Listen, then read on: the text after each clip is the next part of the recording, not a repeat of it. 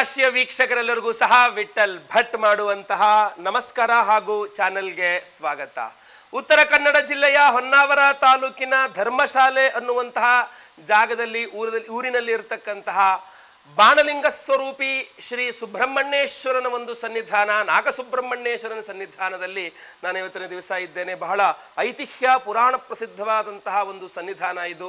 ಪ್ರತಿಯೊಬ್ಬರೂ ಸಹ ಬಂದು ದರ್ಶನ ಮಾಡಬೇಕು. ಈ ಒಂದು ವಿಡಿಯೋದ ಎಂಡಲ್ಲಿ ನಾನು ಅಥವಾ ಈ ವಿಡಿಯೋ ಡಿಸ್ಕ್ರಿಪ್ಷನಲ್ಲಿ ನಾನು ಸಪ್ರೇಟ್ ಆಗಿ ಒಂದು ವಿಡಿಯೋ ಹಾಕ್ತೇನೆ. ಈ ಒಂದು ಸ್ವಾಮಿಯ ಸನ್ನಿಧಾನ ನೀವೆಲ್ಲರೂ ಬಂದು ದರ್ಶನ ಮಾಡ್ಕೊಂಡು ಹೋಗಿ. ಬಹಳ ವಿಶೇಷವಾದ ಶಕ್ತಿ ಇರತಕ್ಕಂಥದ್ದು. ಈ ವಿಡಿಯೋದಲ್ಲಿ ನಾನು ಜೂನ್ ತಿಂಗಳ ಒಂದು ಸಿಂಹರಾಶಿಯವರ ಮಾಸ ಭವಿಷ್ಯವನ್ನ ತಿಳಿಸಲಿದ್ದೇನೆ. ಗ್ರಹ ಸ್ಥಿತಿಗಳನ್ನು ಮೊದಲೇ ನೋಡ್ಕೊಂಡು ಬರೋಕೆ ಹೋದ್ರೆ ಕೇವಲ 3 ಗ್ರಹಗಳ ಸಂಚಾರ 2 ದಿವಸ, ಅಂದರೆ ಜೂನ್ 12ನೇ ತಾರೀಕು ವೃಷಭ ರಾಶಿಗಿಂದ ಮಿಥುನ ರಾಶಿಗೆ ಶುಕ್ರಗ್ರಹನ ಸಂಚಾರವಾದರೆ, ಜೂನ್ 14ನೇ ತಾರೀಕು ವೃಷಭ ರಾಶಿಗಿಂದ ಮಿಥುನ ರಾಶಿಗೆ ಬುಧ ಗ್ರಹ ಹಾಗೂ ರವಿಗ್ರಹದ ಸಂಚಾರ. ಇದು ಪ್ರಧಾನವಾದ ಗ್ರಹ ಸಂಚಾರಗಳು. ಹೀಗಿರುವಾಗ ಯಾವ ರೀತಿಯಲ್ಲಿರುತ್ತೆ ಸಿಂಹರಾಶಿಯವರಿಗೆ ಅಂತ ನೋಡ್ಲಿಕ್ಕೆ ಹೋದ್ರೆ ಬಹಳ ಚೆನ್ನಾಗಿದೆ ಅಂತ ಹೇಳ್ಬೇಕು. ಬಹಳ ಚೆನ್ನಾಗಿದೆ. ಭಾಗ್ಯೋದಯ ಕಾಲ. ಭಾಗ್ಯಾಧಿಪತಿಯಾದಂತಹ ಕುಜಗ್ರಹ ಭಾಗ್ಯಸ್ಥಾನದಲ್ಲಿ ಇಡೀ ತಿಂಗಳಿರ್ತಾನೆ ಅಂತಂದಾಗ ತುಂಬ ಚೆನ್ನಾಗಿರುತ್ತೆ ಸಿಂಹರಾಶಿಯವರಿಗೆ ಜೂನ್ ತಿಂಗಳು. ಪಿತ್ರಾರ್ಜಿತ ಆಸ್ತಿ ವ್ಯವಹಾರಗಳು ಏನೇ ಇದ್ರೂ ಮಾತಾಡ್ಕೊಳ್ಳಿ, ನಿಮಗೆ ತುಂಬ ಚೆನ್ನಾಗಾಗತ್ತೆ. ಭೂಮಿ ಸಂಬಂಧಿತವಾದಂತಹ ವ್ಯವಹಾರಗಳು, ಸಿಂಹರಾಶಿಯವರು ಭೂಮಿಯನ್ನು ಖರೀದಿ ಮಾಡೋದು, ಭೂಮಿಯನ್ನು ಮಾರಾಟ ಮಾಡುವಂಥದ್ದು.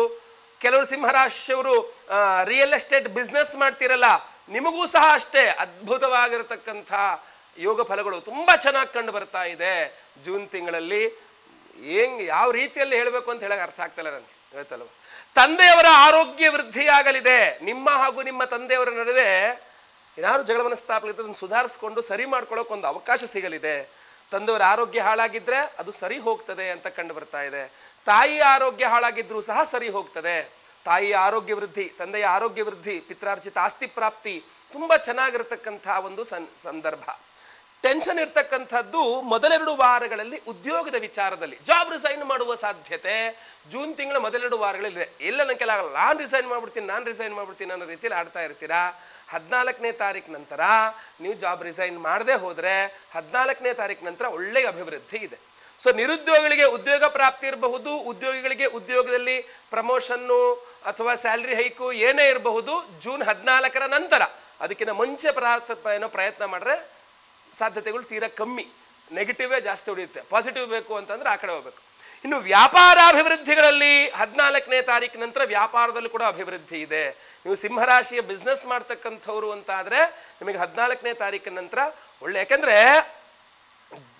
ಜೂನ್ 14ನೇ ತಾರೀಕಿನ ನಂತರ ತ್ರಿಗ್ರಹ ಬುಧ ಶುಕ್ರ ರವಿ ಲಾಭಸ್ಥಾನದಲ್ಲಿರ್ತಾರೆ. ನಿಮಗೆ ನಿಮ್ಮ ರಾಶ್ಯಾಧಿಪತಿಯೂ ಲಾಭ, ಕರ್ಮಾಧಿಪತಿಯೂ ಲಾಭ, ಲಾಭಾಧಿಪತಿಯೂ ಲಾಭಸ್ಥಾನದಲ್ಲಿರ್ತಾನೆ. ಸೊ ಭಾಗ್ಯಾಧಿಪತಿ, ಭಾಗ್ಯಯೋಗ, ಲಾಭಯೋಗ ತುಂಬ ಚೆನ್ನಾಗಿದೆ ಸಿಂಹರಾಶಿಯವರಿಗೆ. ಮೊದಲೆರಡು ವಾರಗಳು ಸ್ವಲ್ಪ ನೀವು ಹತೋಟಿಯಲ್ಲಿರ್ಬೇಕಷ್ಟೇ, ಇನ್ನೇನು ಇದಿಲ್ಲ. ಇನ್ನು ಅವಿವಾಹಿತರಿಗೆ ವಿವಾಹದ ವಿಚಾರದಲ್ಲಿ ಪ್ರಯತ್ನ ಮಾಡ್ತಕ್ಕಂಥವ್ರು ಖಂಡಿತವಾಗಿ ಮಾಡಿ. ಯಾಕೆಂದರೆ ಗುರುಬಲ ಮುಗಿದೋಯ್ತು ಅಂತ ಸುಮ್ಮನೆ ಕೂತ್ಕೋಬೇಡಿ, ಖಂಡಿತವಾಗಿ ಪ್ರಯತ್ನ ಮಾಡಿ. 14ನೇ ತಾರೀಕಿನ ನಂತರ ಮಾಡುವ ವಿವಾಹಾದಿ ಪ್ರಯತ್ನಗಳಲ್ಲಿಯೂ ಸಹ ಯಶಸ್ಸನ್ನು ನೀವು ಕಾಣಬಹುದಾಗಿರ್ತದೆ. ಸಪ್ತಮದ ಶನಿ ಸ್ವಲ್ಪ ಡ್ರ್ಯಾಗ್, ಎಳೆದಾಟ ಮಾಡ್ತಾನೆ. ಯಾರೂ ಸಹ ನಿಮಗೆ ತಕ್ಷಣ ಉತ್ತರ ಕೊಡಲ್ಲ. ತಿಳಿಸ್ತೀವಿ ಅಂತಲೇ ಇರ್ತಾರೆ. ಸೊ ಅದರಿಂದ ಸ್ವಲ್ಪ ಬೇಸರ ಆಗಬಹುದು. ಆದರೆ ಈ ಕಾಳಸರ್ಪಯೋಗ ದೋಷ ಎಲ್ಲದಕ್ಕೂ ಹಿನ್ನಡೆ ಆಗ್ತಾ ಇರ್ತದೆ. ಅದಕ್ಕೊಂದು ಪರಿಹಾರ ಸುಬ್ರಹ್ಮಣ್ಯಾಯ ನಮಃ ಅಂತ ಒಂದು 6 ಬಾರಿ ಕಮೆಂಟ್ ಮಾಡಿ. ಈ ವಿಡಿಯೋ ಎಂಡಲ್ಲಿ ಒಂದು ವಿಶೇಷವಾದ ಪರಿಹಾರ ಹೇಳ್ತೇನೆ, ವಿಶೇಷವಾದ ಮಂತ್ರವನ್ನು ಹೇಳ್ತೇನೆ. ಅದನ್ನು ಪ್ರತಿದಿನ 6 ಬಾರಿ ಕೇಳಿಸ್ಕೊಳ್ಳಿ. ಖಂಡಿತವಾಗಿ ನಿಮಗೆ ಸರ್ಪದೋಷಗಳೆಲ್ಲ ಕಂಟ್ರೋಲಿಗೆ ಬರಲಿ. ಅಷ್ಟೇ ಅಲ್ಲ, ವಿಶೇಷವಾದ ಹೋಮವನ್ನು ಮಾಡ್ತಾ ಇದ್ದೇವೆ, ಅದ್ರ ಬಗ್ಗೆ ತಿಳಿಸ್ತೇನೆ. ಸ್ವಾಮಿಯ ಒಂದು ಪ್ರಸಾದವನ್ನು ಸಹ ನಿಮಗೆ ತಲುಪಿಸ್ತೇನೆ. ಸಾಲದ ವಿಚಾರಗಳು ಯಾವ ರೀತಿಯಲ್ಲಿ ಇರಲಿದೆ ಅಂತ ಕೇಳ್ಬೋದು ನೀವು. ಸಾಲಗಳ ವಿಚಾರವಾಗಿ ಸ್ವಲ್ಪ ಓಡಾಟ ಮಾಡಿದ್ರೆ ನಿಮಗೆ ಸಾಲ ವ್ಯವಹಾರಗಳು ಮುಗಿಯುತ್ತೆ. ಅಂದರೆ ಇವಾಗೊಂದು ಯಾವುದೋ ಒಂದು ಲೋನ್ಗೆ ಅಪ್ಲಿಕೇಶನ್ ಆಗಿದ್ದೀನಿ ಗುರುಗಳೇ, ಸ್ಯಾಂಕ್ಷನ್ ಆಗುತ್ತಾ ಲೋನು ಈ ತಿಂಗಳಲ್ಲಿ ಜೂನ್ ತಿಂಗಳಲ್ಲಿ? ಖಂಡಿತವಾಗಿ ಸ್ಯಾಂಕ್ಷನ್ ಆಗುತ್ತೆ. ಯಾರಿಗೋ ಸಾಲ ಕೊಟ್ಬಿಟ್ಟಿದ್ದೀನಿ, ಮರುಪಾವತಿ ಮಾಡ್ತಾ ಇಲ್ಲ, ಸಿಗುತ್ತಾ ಅದು ದುಡ್ಡು? ಓಡಾಡಿದ್ರೆ ಸಿಗುತ್ತೆ. ಓಡಾಡಿದ್ರೆ ಬ್ಯಾಂಕ್ ಲೋನ್ಗಳು ಸ್ಯಾಂಕ್ಷನ್ ಆಗುತ್ತೆ. ಸುಮ್ಮನೆ ಕೂತ್ಕೊಂಡಿದ್ದಲ್ಲಿ ಪ್ರೀ ಅಪ್ರೂವ್ಡ್ ಲೋನ್ ಅಂತ ಹಿಂಗೆ ಗೊತ್ತಿದ್ರೆ ಬಡ್ಡಿ ಜಾಸ್ತಿ ಕಟ್ಟಬೇಕಾಗತ್ತೆ. ನೀವು 4 ಹೆಜ್ಜೆ ಬ್ಯಾಂಕಿಗೆ ಓಡಾಡ್ಕೊಂಡು 4 ಜನರು ಭೇಟಿ ಮಾಡಿದ್ರೆ ಕಡಿಮೆ ಬಡ್ಡಿಗೆ ನೀವು ಲೋನನ್ನು, ಕಡಿಮೆ ಪರ್ಸೆಂಟೇಜ್ ಬಡ್ಡಿಗೆ ನೀವು ಲೋನನ್ನು ಸ್ಯಾಂಕ್ಷನ್ ಮಾಡಿಸ್ಕೊಳ್ಬಹುದು. ಮನೇಲೆ ಕೂತ್ಕೊಂಡು ಈಸಿ ಲೋನ್ ಸಿಗುತ್ತೆ ಅಂತ ನೀವು ಟ್ರೈ ಮಾಡಕ್ಕೆ ಹೋದ್ರೆ ಬಡ್ಡಿ 18-20% ಹೋಗುತ್ತೆ. ಆಮೇಲೆ ಕಷ್ಟಪಡಬೇಕಾಗತ್ತೆ ಬಡ್ಡಿ ಕಟ್ಟಿ ಕಟ್ಟಿ ಕಟ್ಟಿ. ಯೋಚನೆ ಮಾಡಿ, ಎಷ್ಟು ಜಾಸ್ತಿ ಓಡಾಡ್ತಿರೋ ಅಷ್ಟು ಬಡ್ಡಿ ಉಳಿಸ್ಬೋದು ನೀವು, ಆಯ್ತಲ್ವಾ? ಇನ್ನು ಸಾಲಕ್ಕೆ ಯಾರಿಗೋರು ಬಡ್ಡಿಗೆ ಆಸೆಗೆ ಯಾರಿಗೋ ಸಾಲ ಕೊಟ್ಕೊಂಡ್ಬಿಟ್ಟಿದ್ದೀರಾ, ಮರುಪಾವತಿ ಆಗಲಿಲ್ಲ ಅಂತಂದ್ರೆ ಸ್ವಲ್ಪ ಜಾಸ್ತಿ ಓಡಾಡ್ಬಿಟ್ಟು ಒಂದು 4 ಸಲ ಓಡಾಡಿ ನನ್ನ ದುಡ್ಡು ಯಾವಾಗ ಕೊಡ್ತೀರಾ ಅಂತೇಳಿ ಕಿತ್ಕೊಂಡು ಒಂದು 4 ಸಲ ಓಡಾಡಿದ್ರೆ ನಿಮ್ಮ ದುಡ್ಡು ನಿಮಗೆ ಮರುಪಾವತಿ ಆಗಲಿದೆ. ಸಂತಾನಕ್ಕೆ ಪ್ರಯತ್ನ ಮಾಡ್ತಕ್ಕಂಥವರಿಗೆ ಬಹಳ ವಿಶೇಷವಾಗಿ ಹೇಳ್ತಾ ಇದ್ದೇನೆ, ಸಂತಾನಕ್ಕೋಸ್ಕರ ಪ್ರಯತ್ನ ಮಾಡ್ತಾ ಇರತಕ್ಕಂಥ ಸಿಂಹರಾಶಿಯವರು 14ನೇ ತಾರೀಕು ನಂತರ ಪ್ರಯತ್ನ ಮಾಡಿ, ಅಷ್ಟರೊಳಗಡೆ ಪ್ರಯತ್ನ ಮಾಡುವಂಥದ್ದು ಬೇಡ ಅಂತ ನನ್ನ ಅನಿಸಿಕೆ. ವಿವಾಹದ ವಿಚಾರಗಳು ಬಂದರೂ ಅಷ್ಟೇ, ಈ ಸೆಕೆಂಡ್ ಮ್ಯಾರೇಜ್ಗೆ ಟ್ರೈ ಮಾಡ್ತಕ್ಕಂಥವ್ರಿಗೂ ಸಹ ಅನುಕೂಲವಾಗಲಿದೆ. ಅದು ಆಗುತ್ತೆ, ಈ ತಿಂಗಳು ತುಂಬ ಚೆನ್ನಾಗಿ ಅನುಕೂಲ ಆಗುತ್ತೆ, ಆಯ್ತಾ? ಇನ್ನು ರೈತರಿಗೆ ಯಾವ ರೀತಿಯಲ್ಲಿ ಇರಲಿದೆ ಅಂತ, ರೈತರಿಗೆ ಕುಜಗ್ರಹ ಚೆನ್ನಾಗಿದ್ರೆ ರೈತರಿಗೆ ಯಾವಾಗೂ ಚೆನ್ನಾಗಿರುತ್ತೆ. ಕುಜಗ್ರಹ ಚೆನ್ನಾಗಿದ್ದಾನೆ, ಸೊ ಆದ್ದರಿಂದ ರೈತರಿಗೆ ಬಂದು ಅನಿರೀಕ್ಷಿತವಾಗಿ ಉತ್ತಮ ಬೆಳೆ, ನೀರೇ ಇಲ್ಲ ಎಲ್ಲ ಮುಗೀತು ಅನ್ಕೊಂಡ ತಲೆ ಮೇಲೆ ಕೈ ಇಟ್ಕೊಂಡು ಕೂತ್ಕೊಂಡಂತಹ ರೈತರಿಗೂ ಸಹ ಅನಿರೀಕ್ಷಿತವಾಗಿ ಮಳೆ ಆಯಿತು, ತುಂಬ ಚೆನ್ನಾಗಿ ಬೆಳೆ ಆಯಿತು ಅಂತ. ಅದು ಸೊಪ್ಪು ಬೆಳೀತಾ ಇರತಕ್ಕಂಥ ಆಮೇಲೆ ಬೇಳೆಕಾಳು ಬೆಳೆಯುವಂಥ ರೈತರಿಗೆಲ್ಲ ತುಂಬ ಒಳ್ಳೆಯ ಫಲವನ್ನು ಲಾಭವನ್ನು ನಿರೀಕ್ಷೆ ಮಾಡಬಹುದು, ಗೊತ್ತಲ್ವಾ? ಸೊ ಅದರಿಂದ ರೈತರಿಗೆ ತುಂಬ ಚೆನ್ನಾಗಿದೆ, ರೈತರಿಗಂತೂ ಬಹಳ ಚೆನ್ನಾಗಿದೆ. ಈ ಎಲೆಕ್ಟ್ರಿಕ್ಸ್ ಆ್ಯಂಡ್ ಎಲೆಕ್ಟ್ರಾನಿಕ್ಸ್ ವಸ್ತುಗಳನ್ನು ಮಾರಾಟ ಮಾಡ್ತಕ್ಕಂಥವ್ರಿಗೂ ತುಂಬ ಚೆನ್ನಾಗಿದೆ. ಸಾಫ್ಟ್ವೇರ್ ಇಂಜಿನಿಯರ್ಗಳು ಚೆನ್ನಾಗಿದೆ. ಹೋಟೆಲ್ ಬಿಸ್ನೆಸ್ ನಡೆಸ್ತಾ ಇರ್ತಕ್ಕಂಥವ್ರಿಗೂ ತುಂಬ ಚೆನ್ನಾಗಿದೆ. ತುಂಬ ಈ ಮಾತು ಪ್ರಧಾನವಾದಂಥ ಉದ್ಯೋಗ, ಲಾಯರ್ ಇರಬಹುದು ಅಥವಾ ಟೀಚರ್ ಇರಬಹುದು, ಲೆಕ್ಚರರ್ ಇರಬಹುದು, ಮಾತು ಪ್ರಧಾನವಾಗಿ ಉಳ್ಳಂಥ ವೃತ್ತಿಯವರಿಗೆ 14ನೇ ತಾರೀಕು ನಂತರ ಚೆನ್ನಾಗಿದೆ. ಅಲ್ಲಿ ತನಕ ಸ್ವಲ್ಪ ಕಸಿವಿಸಿ 14ರ ನಂತರ ಚೆನ್ನಾಗಿದೆ. ಸೊ ಅದರಿಂದ ಅದ್ಭುತವಾದಂತಹ ಈ ಒಂದು ತಿಂಗಳು ನಿಮಗೆ ಅಡ್ಡಿ ಹಾಕಿದ್ರೆ ಇದೆಲ್ಲ ನೀನು ಚೆನ್ನಾಗಿದೆ ಅಂತ ಹೇಳ್ತೀರಾ, ಬಟ್ ಆಗುತ್ತಾ ಹಂಗೆ ಅಂದರೆ ಕಾಳಸರ್ಪ ಯೋಗ ದೋಷ ಸ್ವಲ್ಪ ಅಡ್ಡಗಾಲ ಹಾಕ್ಬೋದು. ಈ ಕಾಳಸರ್ಪಯೋಗ ದೋಷ ಪರಿಹಾರ ಮಾಡ್ಕೊಂಡ್ರೆ ಎಲ್ಲ ಸರಿ ಹೋಗುತ್ತೆ. ಸೊ ಅದಕ್ಕೋಸ್ಕರ ಮೇ 23ನೇ ತಾರೀಕು ನಮ್ಮ ಯಾಗಶಾಲೆಯಲ್ಲಿ ನಾನು ಮಹಾಕಾಳಸರ್ಪಯೋಗ ದೋಷ ಪರಿಹಾರ ಶಾಂತಿ ಹೋಮವನ್ನು ಮಾಡಿ ನಾಗಿನ್ ಅನ್ನುವ 2 ನಾಗಬಿಂಬಗಳನ್ನು ನಿಮಗೆ ಕಳಿಸ್ಕೊಡ್ತೇನೆ. ಇಲ್ಲಿಯೂ ಸಹ ಸ್ವಾಮಿಯ ಸನ್ನಿಧಾನದಲ್ಲಿ ಅದನ್ನು ಎನರ್ಜೈಸ್ ಮಾಡಿಕೊಂಡು ಪ್ರಸಾದವನ್ನು ಸ್ವೀಕಾರ ಮಾಡಿದ್ದೇನೆ. ಮತ್ತೆ ಪುನಃ ಅಲ್ಲಿ ಮೇ 23ನೇ ತಾರೀಕು ಅದೇ ನಾಗಿನ್ನಿಟ್ಟು ಮಹಾಕಾಳಸರ್ಪ ಯೋಗ ದೋಷ ಪರಿಹಾರ ಶಾಂತಿ ಹೋಮವನ್ನು ಮಾಡಿ ಆ ಪ್ರಸಾದವನ್ನು ನಿಮಗೆ ಕಳಿಸ್ಕೊಡ್ತೇನೆ ನಿಮ್ಮ ಕೈಗೆ. ಅಂದರೆ ನೀವು ನಿಮ್ಮ ಹೆಸರು ಗೋತ್ರ ಗೊತ್ತಿದ್ರೆ ಗೋತ್ರ, ನಕ್ಷತ್ರ ಗೊತ್ತಿದ್ರೆ ನಕ್ಷತ್ರ, ಸಿಂಹರಾಶಿ ಎಂಬ ನಿಮ್ಮ ರಾಶಿ ಹಾಗೂ ನಿಮ್ಮ ವಿಳಾಸವನ್ನು ಸ್ಕ್ರೀನ್ ಮೇಲೆ ಕಾಣಿಸ್ತಾ ಇರ್ತಾರೆ ನಂಬರ್ಗೆ ಬೇಗ ವಾಟ್ಸಪ್ ಮಾಡಬೇಕು. ಲೈವಲ್ಲಿ ನಿಮ್ಮ ಹೆಸರು ಸಂಕಲ್ಪ ಆಗುತ್ತೆ ಮೇ 23ನೇ ತಾರೀಕು. ಎಲ್ಲ ಹೋಮ ಲೈವ್ ನೋಡ್ತಾರೆ, ಏನೇನು ಹೋಮಗಳು ಇನ್ನೂ ಹಲವಾರು ಹೋಮಗಳೇ ತಿಳಿಸ್ತೇನೆ. ಪ್ರಸಾದ ಸ್ವರೂಪ ನಾಗಿನ್ ಅನ್ನುವಂಥ 2 ನಾಗಬಿಂಬಗಳು ನಿಮಗೆ ಕಳಿಸ್ಕೊಡ್ತೇನಲ್ಲ, ಅದನ್ನು ನಿಮ್ಮ ಅಂಗೈಯಲ್ಲಿ ಇಟ್ಕೊಂಡು ₹1 ಒಂದು 6 ಕಾಯಿನ್ ಇಟ್ಕೊಂಡು ನಿಮ್ಮ ತಲೆಗೆ ಹೀಗೆ ಒಂದು 6 ಬಾರಿ ನಿವಾಳಿಸ್ಬಿಟ್ಟು ನಿಮ್ಮ ಮನೆ ಹತ್ತಿರದಲ್ಲಿರುವಂತಹ ದೇವಸ್ಥಾನಕ್ಕೆ ಹೋಗಿ ಹುಂಡೀಲಿ ಹಾಕ್ಬಿಡಿ. ಸುಬ್ರಹ್ಮಣ್ಯನ ದೇವಸ್ಥಾನ ಇದ್ದರೆ ಅತ್ಯುತ್ತಮ, ಇಲ್ಲಾಂದರೆ ಯಾವ ದೇವಸ್ಥಾನದಲ್ಲಿ ಬೇಕಾದ್ರೂ ಹಾಕಿ ಹುಂಡೀಲಿ ಹಾಕ್ಬಿಡಿ.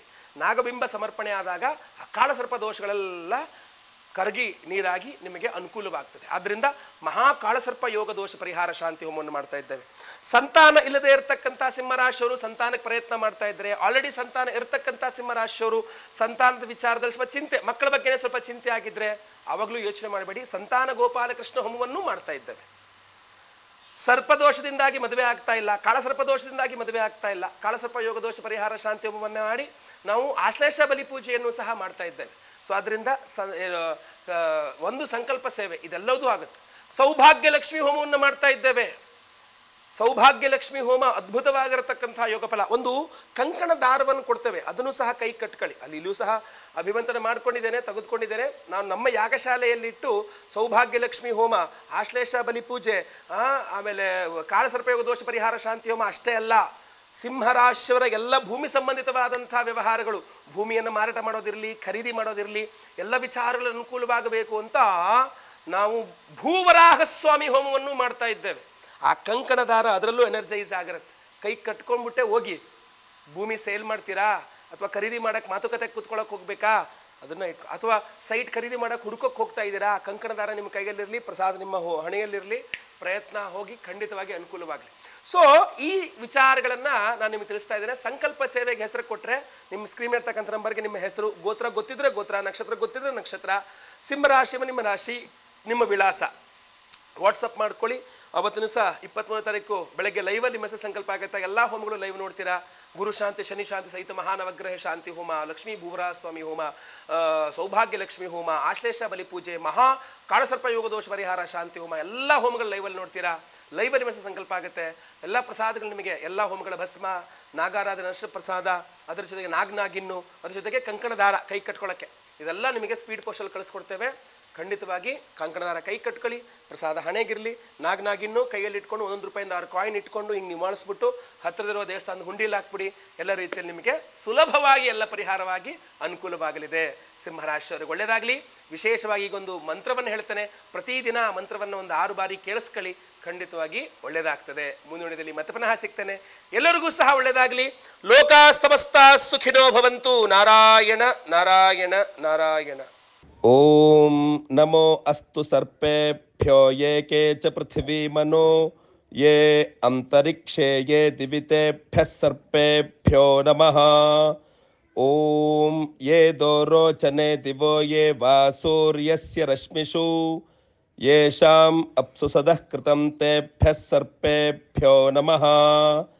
ಓಂ ಯಾ ಇಷವೋ ಯಾತು ಧಾನಾನಾಂ ಯೇ ವಾ ವನಸ್ಪತಿ ಗುಮ್ರನೋ ಯೇ ವಾ ವಟೇಷು ಶೇರತೆ ತೇಭ್ಯಃ ಸರ್ಪೇಭ್ಯೋ ನಮಃ. ಓಂ ಭುಜಂಗೇಶಾಯ ವಿದ್ಮಹೇ ಸರ್ಪರಾಜಾಯ ಧೀಮಹಿ ತನ್ನೋ ನಾಗಃ ಪ್ರಚೋದಯಾತ್. ಹರಿ ಓಂ.